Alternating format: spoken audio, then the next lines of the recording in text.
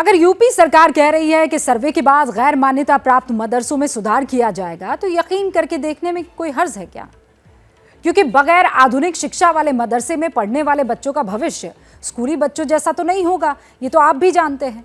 भारत में उत्तर प्रदेश राज्य में सबसे ज्यादा मदरसे हैं।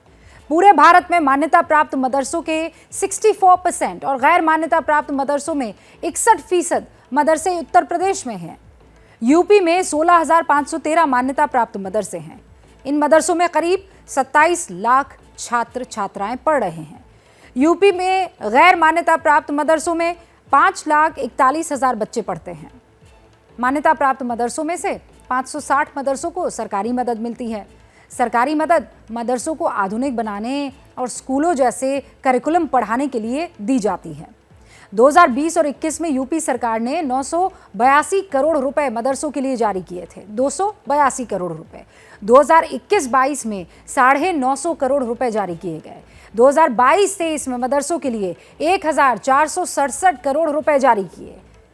ये मदद केवल मान्यता प्राप्त मदरसों के लिए ही जारी की जाती है, यानी बड़ी तादाद में मदरसों तक सरकारी फंड नहीं पहुंचता और इनमें पढ़ने वाले बच्चों को स्कूलों में पढ़ने वाले बच्चों जैसी शिक्षा नहीं मिलती है और इसीलिए सरकारी मदद के ऐसे मदरसों को बेइंतहा जरूरत है।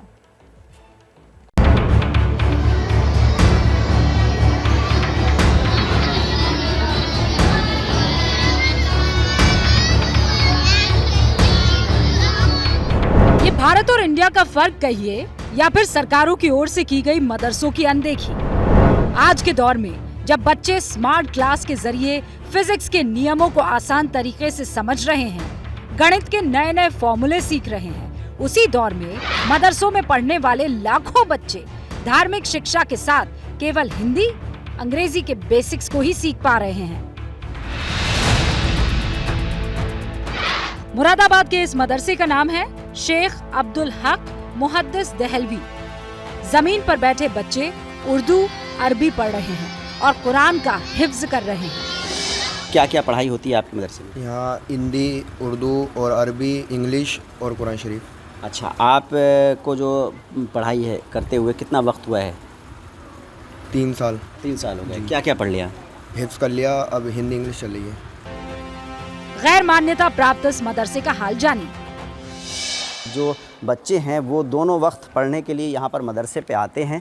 मदरसे का ख़र्च किस तरह से चलता है और किस तरह से मदरसे की आमदनी है और यहाँ पढ़ाने वाले लोग कौन हैं? जो मदरसे के संचालक हैं मौलाना मुहिब अली नईमी साहब, उनसे बात करते हैं। नईमी साहब, ये बताइए, ये मदरसा जो है ये गैर मान्यता प्राप्त मदरसा है? जी हाँ, वैदुर रहमान साहब, ये गैर इमदादी याफ्ता मदरसा है। जो ख़र्चे हैं और आमदनी है उसका क्या सिस्टम रहता है? ये मेरे यार दोस्त अहले खैर हजरात मुसलमान जो हैं उनके ज़रिए इसका चंदा होता है, उनके ताउन की बुनियाद पर ये चल रहा है मदरसा।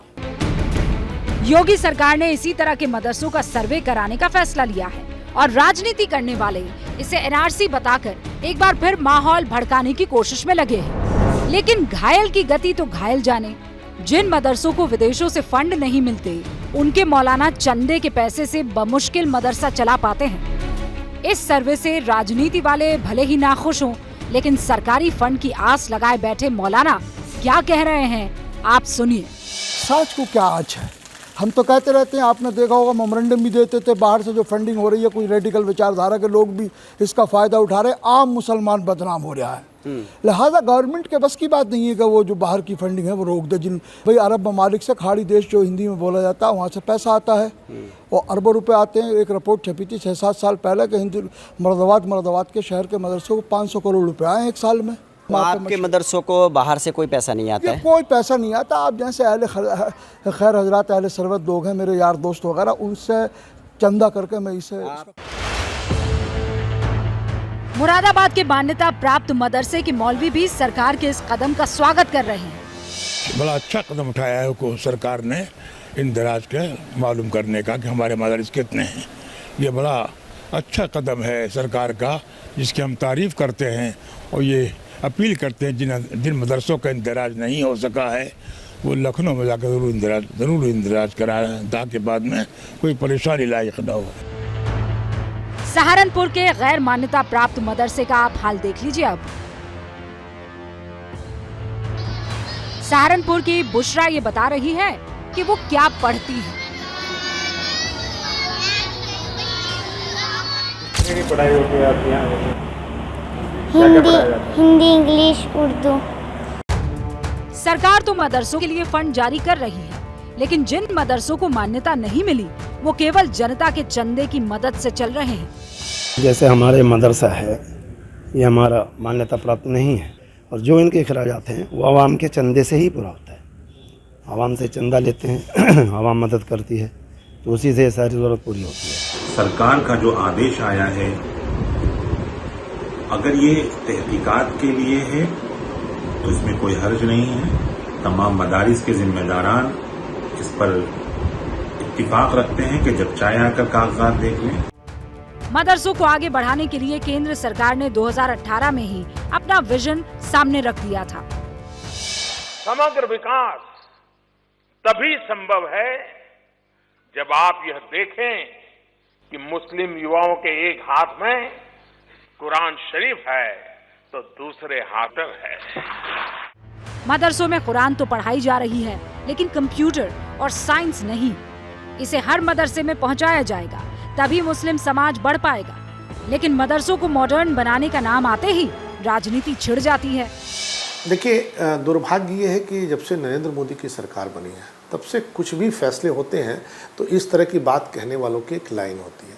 उन्हें खुद सोचना चाहिए कि आखिर उनके मदरसों में पढ़ने वाला बच्चा फिर मदरसे का मौलवी ही क्यों बने, और कितने मदरसों में आप मौलवी बना लेंगे।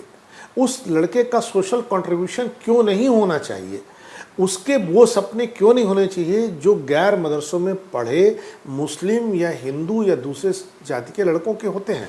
होना तो यही चाहिए कि मदरसों से पढ़ने वाले केवल मौलवी ना बने, बल्कि स्कूल में पढ़ने वाले बच्चों की ही तरह आगे बढ़े।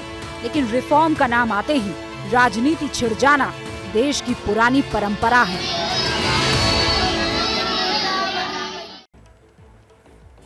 और इसीलिए अगर मदरसों को हमारे अपने बच्चों के लिए मॉडर्नाइज किया जा रहा है ताकि वो बाकी तमाम बच्चों सरीका पढ़ लिख ले, तो कोई सवाल नहीं होना चाहिए।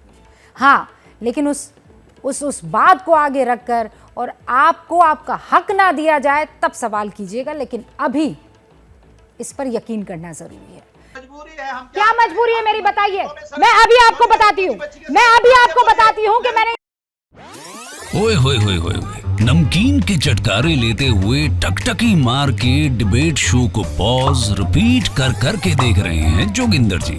इनकी तरह आप भी देखें अपनी फेवरेट डिबेट्स को रिपीट कर, और डाउनलोड कीजिए एबीपी लाइव ऐप अपने स्मार्ट टीवी पर।